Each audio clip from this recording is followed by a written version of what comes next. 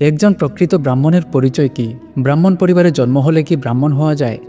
ব্রাহ্মণ শব্দটি আমাদের সমাজে একটি প্রাচীন ও গৌরবময় পরিচিতি বহন করে, কিন্তু প্রকৃত অর্থে একজন ব্রাহ্মণ কে? জন্মসূত্রে ব্রাহ্মণ নাকি গুণে, আচরণে, জ্ঞানে বা আত্মশুদ্ধিতে?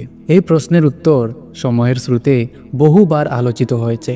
আজ আমরা এই প্রশ্নের গভীরে প্রবেশ করব একটি গল্পের মাধ্যমে এবং দর্শন, শাস্ত্র ও সমাজের দৃষ্টিকোণ থেকে তার ব্যাখ্যা করব।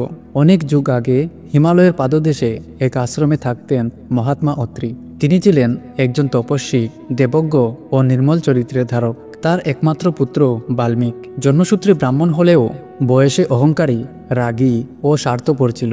সে ভাবত, আমার জন্ম ব্রাহ্মণ পরিবারে, তাই আমি শ্রেষ্ঠ। একদিন মহাত্মা অত্রি বললেন, তুমি যদি সত্যিকারে ব্রাহ্মণ হতে চাও তবে নেমে যাও জনজীবনের গভীরে, খুঁজে বের করো কে প্রকৃত ব্রাহ্মণ। বাল্মীক যাত্রা শুরু করল। প্রথমে সে এক ধনী পুরোহিতকে দেখতে পেল, যিনি প্রতিদিন যজ্ঞ করতেন কিন্তু লোভী ও অহংকারী ছিলেন। তিনি বললেন, আমি জন্মসূত্রে ব্রাহ্মণ, বেদ পাঠ করি, তাই আমি শ্রেষ্ঠ ব্রাহ্মণ। পরবর্তী গ্রামে সে এক শিক্ষিত শিক্ষককে পেল, যিনি ধর্মগ্রন্থ মুখস্থ জানতেন কিন্তু গরিব ছাত্রদের অপমান করতেন। তারপর সে এক বৃদ্ধ কৃষককে পেল, যিনি সহজ জীবনযাপন করতেন, সত্য বলতেন, পরের সেবায় নিজেকে নিয়োজিত রাখতেন। তিনি নিয়ম করে গীতা পাঠ করতেন, গরিবকে খাওয়াতেন আর বলতেন, জীবনই সবচেয়ে বড় ধর্ম, দয়া হলো আসল পূজা। তখন বাল্মীক প্রথমবার বুঝল যে ব্রাহ্মণত্ব জন্ম নয়, বরং এক আত্মজাগরণের নাম। বছর শেষে সে ফিরে আসে তার পিতা অত্রি ঋষির কাছে। অশ্রুসিক্ত নয়নে সে বলে, পিতা, আমি এখন বুঝেছি যে জন্ম নয়, চরিত্রই প্রকৃত ব্রাহ্মণের পরিচয়। কৃষকের কাছে আমি শিখেছি আত্মত্যাগের ভাষা, দরিদ্রের পাশে দাঁড়ানোই শ্রেষ্ঠ যজ্ঞ। অত্রি অনেক আনন্দিত হয়ে বললেন, তুমি এখন প্রকৃত ব্রাহ্মণ। বন্ধুরা, মনুস্মৃতিতে বলা হয়েছে, একজন ব্যক্তি কেবলমাত্র জন্মের কারণে ব্রাহ্মণ হতে পারে না, তাকে হতে হবে সত্যবাদী, পরোপকারী, ক্রোধহীন এবং জ্ঞান ও ধর্মে পারদর্শী। ভগবান শ্রীকৃষ্ণ বলেছিলেন, আমি 4 বর্ণ সৃষ্টি করেছি গুণ এবং কর্ম অনুসারে, কিন্তু আমি মানুষকে 4টি শ্রেণীতে বিভাগ করিনি। গুণের আধারে কর্মকে 4 ভাগে বিভক্ত করেছি।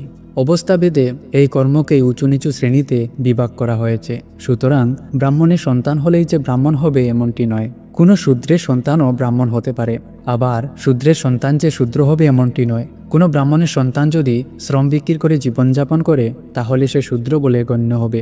এটি সম্পূর্ণ নির্ভর করে নিজ নিজ কর্মের উপর। একজন প্রকৃত ব্রাহ্মণকে বোঝার জন্য তার চরিত্র, গুণাবলী ও জীবনধারা বিশ্লেষণ করা প্রয়োজন।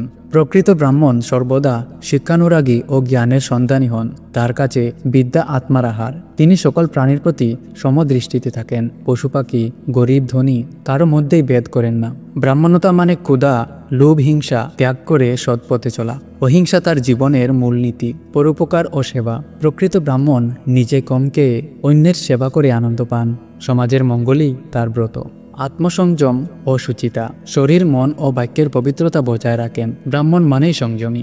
আধুনিক সমাজে ব্রাহ্মণের পরিচয় কখনো কখনো সামাজিক শ্রেণীবিভাগের অংশ হয়ে দাঁড়ায়। কেউ কেউ এই পরিচয়ের অহংকারে নিজেকে উচ্চ ভাবেন, কেউ আবার এই ব্যবস্থাকে প্রত্যাখ্যান করেন। কিন্তু একজন প্রকৃত ব্রাহ্মণ, হোক সে যে কোনো জাতি বা ধর্মের, ব্রাহ্মণ মানে ব্রহ্মজ্ঞানী। ব্রাহ্মণ শব্দের মূল হল ব্রহ্ম, অর্থাৎ চিরসত্য জ্ঞান।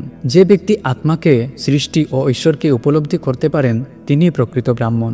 আধ্যাত্মিকভাবে ব্রাহ্মণতা মানে অহংকার বিসর্জন করা, সত্য উপলব্ধি করা, নিজের কামনা বাসনাকে নিয়ন্ত্রণ করে গোবিন্দের সেবা করা। একজন প্রকৃত ব্রাহ্মণ জন্মে নয়, জ্ঞানে, আচরণে, ত্যাগে ও দয়ায় পরিচিত। যিনি জীবনে সত্য, ধর্ম, জ্ঞান ও মানবতাকে ধারণ করেন, তিনিই প্রকৃত ব্রাহ্মণ। সমাজে আজ প্রয়োজন এমন ব্রাহ্মণদের, যারা জাতপাত নয়, মানবতাকেই শ্রেষ্ঠ ধর্ম মনে করেন।